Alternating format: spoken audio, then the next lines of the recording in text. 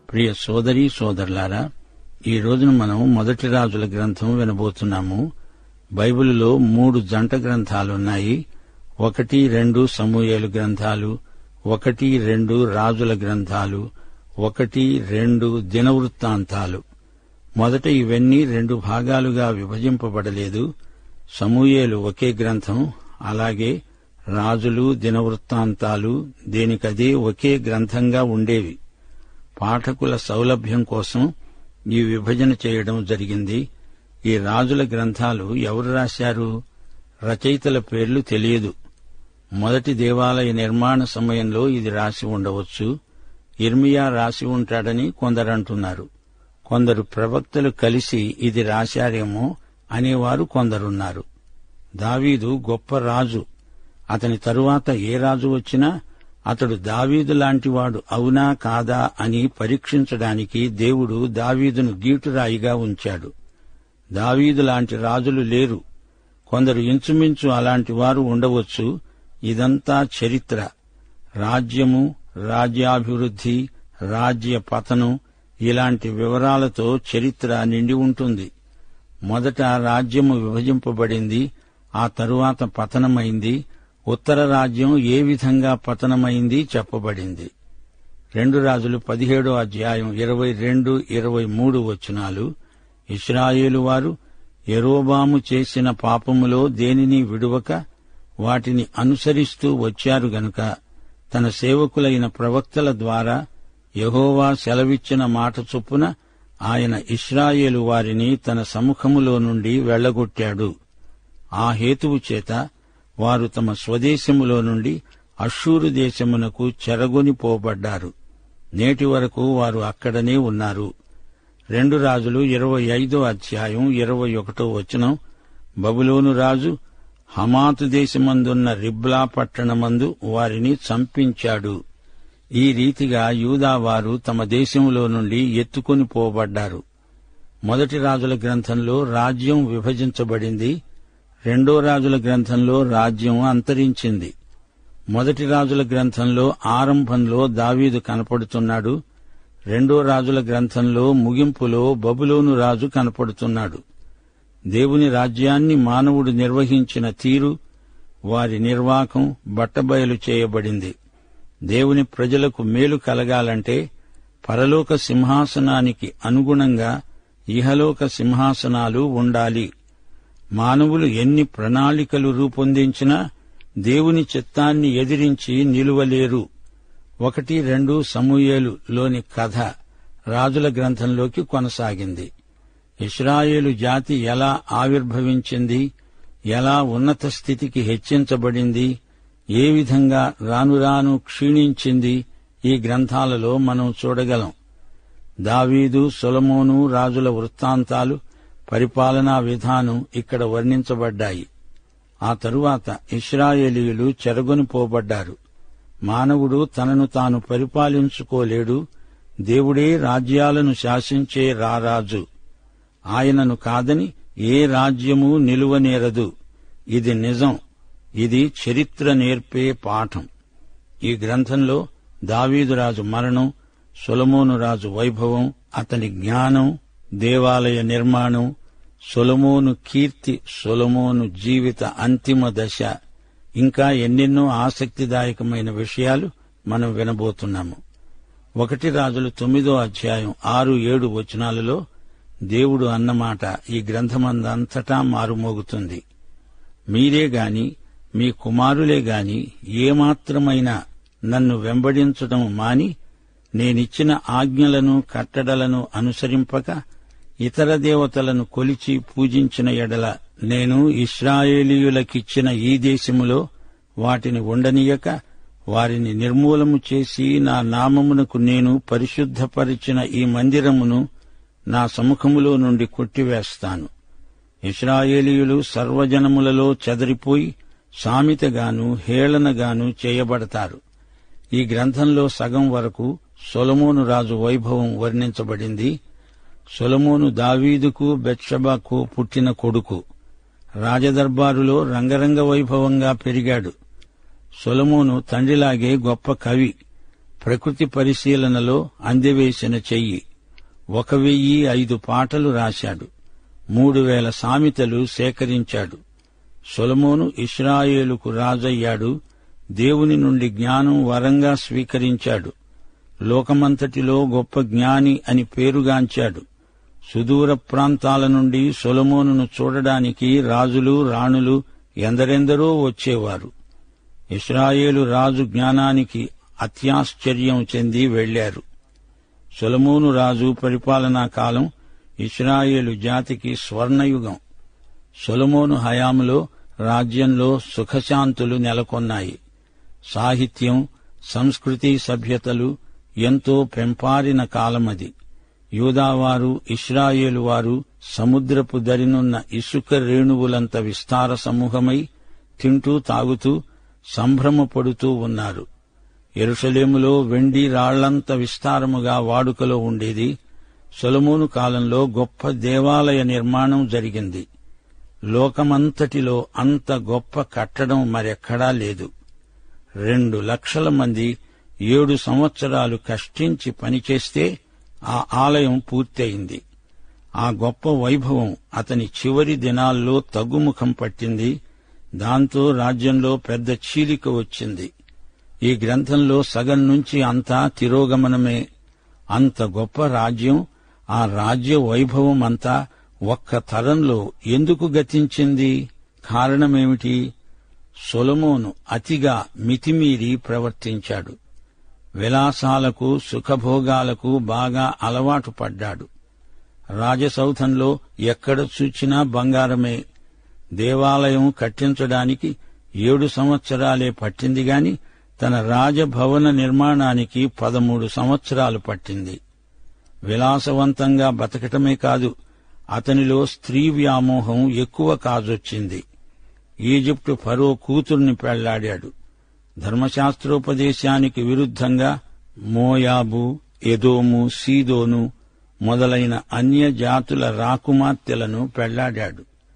700 మంది భార్యలను కట్టుకున్నాడు. వీరు చాలక 300 మంది ఉపపత్నులు. రాజదర్బారంతా యూదేతర సంస్కృతి చేత ప్రభావితమైపోయింది. తన భార్యలను సంతోషపెట్టడానికి అన్య దేవతలకు, దేవుళ్లకు బలిపీఠాలు నిర్మించాడు. యెహోవా దేవునికి అంత గొప్ప దేవాలయం నిర్మించిన సొలొమోను ఇప్పుడు అన్య దేవతలకు గుళ్ళు, గోపురాలు కట్టడం ఎంత ఘోరం! రాజ్యమంతటా ప్రజలలో అసంతృప్తి ఎక్కువ కాజొచ్చింది. పన్నుల భారం ఎక్కువై ప్రజలు సణగసాగారు. పనివారి చేత బానిసల్లాగా చాకీరీ చేయించాడు. డబ్బు కోసం కొందరికి జాగీర్లను హస్తగతం చేశాడు. ఉత్తరాదికి, దక్షిణాదికి మధ్య విభేదాలు మరీ ఎక్కువ అయ్యాయి. ఇశ్రాయేలు జాతే దేవునికి దూరమైపోయే ప్రమాదం ఏర్పడింది. ప్రజలు దేవుని వైపు చూడటం మాని యెరూషలేములో గద్దెపై ఉన్న రాజువైపే చూడసాగారు. తానే మత విషయికంగా కూడా సర్వాధికారి అయి కూర్చున్నాడు. అది అరిష్టానికి హేతువైంది. సొలొమోను పతనంతో జాతి అతని వెంటే పతనం చెందింది. ఆరంభంలో దేవుడు సొలొమోనుకు ఐశ్వర్యమిచ్చాడు, పరాక్రమంతో పాటు మహాజ్ఞానమిచ్చాడు. 1 రాజుల గ్రంథం అప్పటి రాజకీయాలను గురించి విషాదకరమైన వ్యాఖ్య చేస్తోంది. 11వ అధ్యాయం 6వ వచనం. ఈ ప్రకారము సొలొమోను యెహోవా దృష్టికి చెడు నడత నడిచి తన తండ్రి అయిన దావీదు అనుసరించినట్లు యథార్థ హృదయముతో యెహోవాను అనుసరించలేదు. సొలొమోనులో అభివృద్ధి కామన ఎక్కువ. దేవుణ్ణి తన జీవితానికి కేంద్రంలో పెట్టుకోలేకపోయాడు. చరిత్రలో గొప్ప పేరు గడించాడు. కాని ఆ పేరు మంచి మాదిరిగా నిలిచి ఉండలేదు. సొలొమోను వైభవాన్ని యేసు ప్రభు ఎలా చూపాడో జ్ఞాపకం తెచ్చుకోండి. మత్తయి సువార్త 6వ అధ్యాయం 29వ వచనం. అడవి పువ్వులు ఎలా ఎదుగుతున్నాయో ఆలోచించండి. అవి కష్టపడవు, వడకవు. అయినా తన సమస్త వైభవముతో కూడిన సొలొమోను సహితము వీటిలో ఒకదాని వలెనైనా అలంకరించబడలేదు. ప్రియ శ్రోతలు వింటున్నారా? 1 రాజులు, 2 రాజులు కలిపి ఒకే గ్రంథం. 1 రాజుల గ్రంథంలో సగం గొప్ప కథ, మిగతా సగం విషాదం. మొదటి సగం స్వర్ణయుగం, రెండో సగం అధోగతి. 12వ అధ్యాయంలో ఇశ్రాయేలు జాతి రెండుగా చీలిపోయింది. అంతఃకలహాలు పెచ్చరిల్లాయి. ఉత్తరాన ఇశ్రాయేలు, దక్షిణాన యూదా. ఆ తరువాత రాజులు ఎందరో వస్తారు పోతారు. ఉత్తరాదిన 19 మంది రాజులు, దక్షిణాదిలో 19 మంది రాజులు, ఒక రాణి. 2 దినవృత్తాంతాల గ్రంథమున్నది చూచారు. అందులోని వృత్తాంతమంతా రాజుల గ్రంథములోనిదే. రాజుల గ్రంథంలో లేని వివరాలు మీకు ద్వితీయోపదేశకాండంలో దొరుకుతాయి. ఈ చరిత్ర గ్రంథాలు మనకెంతో ఉపకరిస్తాయి. 17 ప్రవచన గ్రంథాలకు చారిత్రక ఆధారాన్ని సంతరించి పెట్టే రాజుల గ్రంథాన్ని ఆసక్తితో మా శ్రోతలు వింటారని ఎంతగానో ఆశిస్తున్నాము.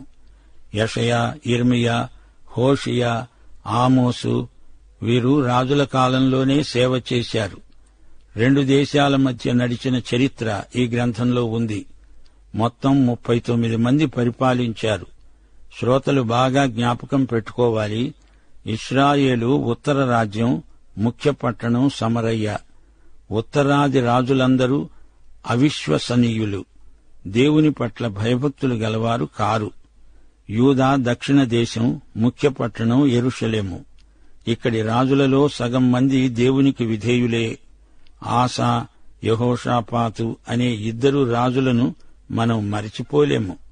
ఇప్పుడు మీరు మొదటి రాజుల గ్రంథం వినబోతున్నారు. 22 అధ్యాయాలున్నాయి. వినండి. సొలొమోను రాజు జ్ఞానం ప్రసాదించవలసిందని దేవుణ్ణి అడిగాడు. 3వ అధ్యాయం సొలొమోను దేవాలయ నిర్మాణం ఎంతో వైభవోపేతమైన సంఘటన. 8వ అధ్యాయం ఏలియా పాత నిబంధన ప్రవక్తలందరికీ ప్రతినిధి, మహాప్రవక్త. 17వ అధ్యాయం ఏలియా బయలు పూజారులతో భేటీ. 18వ అధ్యాయం వినండి. ఒక్క పాఠం కూడా పోగొట్టుకోవద్దు. మరో మాట, రాజుల గ్రంథాలు మీరు వింటూ ఉండగా జ్ఞాపకం ఉంచుకోదగిన పరమసత్యం ఒకటి ఉంది. దేవుడే మనకు రాజు, ప్రభువు, సార్వభౌముడు, చక్రవర్తి, సామ్రాట్టు.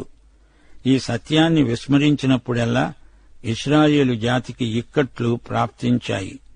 దేవుని నిబంధనను మీరితే అపజయం తప్పదు. దేవునికి తిరుగుబాటు వల్ల జాతికి అధఃపతనం ప్రాప్తించింది. దావీదీయ నిబంధనను దేవుడు నూతనపరచాలంటే ప్రజలు, రాజులు పశ్చాత్తప్తులవ్వాలి. గత్యంతరం లేదు. మనం కూడా క్రీస్తునందు దేవునికి నిబంధన ప్రజలం. ఈ నిబంధన యేసు శిలువ రక్తంతో ముద్రించబడింది. ఆ నిబంధనకు మనమంతా విశ్వసనీయులమై కట్టుబడి ఉండాలి. ఇది నూతన నిబంధన. మనకు దేవుని వాగ్దానమున్నది. అదే నిత్యజీవ వాగ్దానం. ప్రకటన గ్రంథం 2వ అధ్యాయం 10వ వచనం, మరణము వరకు నమ్మకంగా ఉండు, నేను నీకు జీవ కిరీటమిస్తాను. మొదటి రాజుల గ్రంథం సొలొమోను పరిపాలనతో ప్రారంభమవుతుంది. సొలొమోను కుమారుడైన రెహబాము కాలంలో రాజ్యం 2 విభాగాలైంది. అహాబురాజు మరణం వరకు చరిత్ర కొనసాగుతుంది. అతని కుమారుడైన అహజ్యా పట్టాభిషేకంతో ఈ గ్రంథం ముగుస్తుంది. 1 సమూయేలు, 2 సమూయేలు, అలాగే 1 రాజులు, 2 రాజులు, ఈ 4 గ్రంథాలు ద్వితీయోపదేశకాండంలోని విధి నియమాల వెలుగులో ఇశ్రాయేలు చరిత్రను చూపే గ్రంథాలు. ఇశ్రాయేలు చెర, బబులోనుకు ఈ జాతి లొంగిపోవడం, పరాధీన దాస్యంలోకి పడిపోవడం, ఇవి జటిల సమస్యలు. ఏమీ లేదు. వీరు ద్వితీయోపదేశకాండంలోని నియమాలు మీరి ఈ విధంగా దేవుని శిక్షను కొని తెచ్చుకున్నారు. దేవుని ఆరాధన స్థలం 2 దేశాలకు కేంద్రంలో ఉండాలని ద్వితీయోపదేశకాండం 12వ అధ్యాయం చెబుతోంది. దేవుని కోసం జీవించేవారు ఎలా ఉంటారు? స్వార్థం కోసం, అధికారం కోసం జీవించేవారి బతుకులు ఎలా ఉంటాయి అనే వ్యత్యాసం తెలుసుకోవాలంటే రాజుల గ్రంథం వినండి. ఇశ్రాయేలు రాజ్యంలో వచ్చిన చీలిక భౌతికము, రాజకీయము మాత్రమే కాదు, అది ఆధ్యాత్మికం. ఈ గ్రంథంలోని ప్రముఖ వ్యక్తుల పేర్లు చెబుతాము. దావీదు, సొలొమోను, రెహబాము, యెరోబాము, ఏలీయా, అహాబు, యెజెబెలు. రెహబాము దుష్టుల ఆలోచన చొప్పున నడిచి పాడైపోయాడు. ఈ గ్రంథారంభంలో దావీదు రాజు మరణం గురించి చెప్పబడింది. రెహబాము హయాములో ఉత్తరాన 10 గోత్రాలు, దక్షిణాన 2 గోత్రాలు వేరైపోయాయి. ఉత్తరాన యెరోబాము రాజైతే దక్షిణాన రెహబాము రాజు. దక్షిణాన యూదా, బెన్యామీను గోత్రాలున్నాయి. ప్రవక్తలు ఈ రాజులకు ప్రబోధాలు చేస్తూనే ఉన్నారు. జాతీయ పునరుజ్జీవానికి వారు దేవుని నోటి బోరలుగా పనిచేశారు. ఈ గ్రంథంలో 17 నుండి 22 అధ్యాయం వరకు ఏలియా ప్రవక్త పరిచర్య వివరించబడిందన్నాము. కర్మేలు పర్వతం మీద ఏలియా బయలు పూజారులకు చరిత్రాత్మకమైన సవాలు విసిరాడు. ఇశ్రాయేలు రాజు, రాణి అహాబు, యెజెబెలు వీరిని ఏలియా ధైర్యంగా ఎదుర్కొని పోరాడాడు. ఎన్ని ప్రతిఘటనలు ఉన్నా ఏలియా దేవుని పక్షాన నిలిచాడు. దేవుడు నా పక్షాన ఉండగా నాకు విరోధి ఎవడో ఇటు రమ్మను అని సవాలు చేశాడు అపోస్తలుడైన పౌలు. ఏలియా కూడా అలాంటి సవాలే విసిరాడు. ఈ గ్రంథానికి ఉపోద్ఘాతంగా 2 ప్రాముఖ్య వాస్తవాలను మా శ్రోతలతో పంచుకోగోరుతాము. జ్ఞానం కావాలని సొలొమోనులాగా అందరూ అడుగుతారు, కాని జ్ఞానమొక్కటే చాలదు. మన జీవితం సఫలం కావాలంటే దేవునికి విధేయులమవ్వాలి. సహనశీలము, విధేయత ఈ 2 ఉంటేనే కాని దేవుని దృష్టిలో మనకు మెప్పు ఉండదు. పశ్చాత్తప్తులు కాని పాపులను దేవుడు కఠినంగా శిక్షిస్తాడు. రాబోయే తీర్పును తప్పించుకోవాలంటే పాపం నుండి దూరంగా తొలగి దేవునికి దగ్గరగా జరిగి రావాలి. ప్రియశ్రోతలారా, వింటున్నారా? రాజులు పతనమైపోయారంటే దానికి కారణమేమిటి? దేవుని ధర్మశాస్త్రాన్ని, అందలి విధి నియమాలను తృణీకరించారు. దేవుని నడుపుదల లేని నాయకులు అనేకులను పెడదోవ పట్టించిన వారవుతారు. దేవుని వాక్యాన్ని అనుసరించి నడిచేవారే నాయకులు. దేవాలయం యూదులకు మత విషయిక కేంద్రం. అందులో నిబంధన మందసము, 10 ఆజ్ఞల పలకలు ఉన్నాయి. అయితే దేవుడు మన హృదయాలలో నివాసముంటాను అన్నాడు. కొత్త నిబంధన ప్రకారం దేవుడు ఏదో కట్టడంలో మనలను కలుసుకోవడం కాదు, ఆయనే స్వయంగా విశ్వాసి హృదయంలో నివాసమున్నాడు. విశ్వాసే నడిచే దేవుని ఆలయం. మనం ఏది ఆరాధిస్తామో అదే మనమవుతాము. నిజమైన దేవుణ్ణి ఆరాధించకపోతే అబద్ధ దేవతలకు బానిసలైపోవడం ఖాయం. నాటి ప్రవక్తల పరిచర్య ఎంతో గొప్పది. దేవుని ధర్మశాస్త్రము నుండి ప్రజలు గాని రాజులు గాని తొలగిపోయినప్పుడు ప్రవక్త వచ్చి వారిని హెచ్చరించి దేవుని వైపునకు మరలి రావాలి, లేకపోతే తీర్పు తప్పదు అని ప్రబోధం చేస్తాడు. బైబిలు, దైవ సేవకుల ప్రసంగాలు, విశ్వాసుల హితవాక్కు పాటించాలి. అది మనకు గొప్ప క్రమశిక్షణ. ఈ విషయాలు మనసులో ఉంచుకొని 1 రాజుల గ్రంథం సావధానంగా వినండి. ముగింపులో మరో మాట. ఈ రాజులందరిలో మంచి రాజు దావీదైతే యెరోబాము చెడ్డరాజు. ప్రతి రాజు దావీదంత మంచివాడా లేక యెరోబామంత చెడ్డవాడా అని పరీక్షించడం జరిగింది. పాఠం ఇంతటితో సమాప్తం. యెహోవా మిమ్మును ఆశీర్వదించి కాపాడునుగాక. యేసుక్రీస్తు మీకు తన సన్నిధి కాంతిని ప్రకాశింపచేసి కరుణించునుగాక. పరిశుద్ధాత్మ మీ మీద తన సన్నిధి కాంతి ఉదయింపచేసి సమాధానము కలుగజేయునుగాక. ఆమేన్.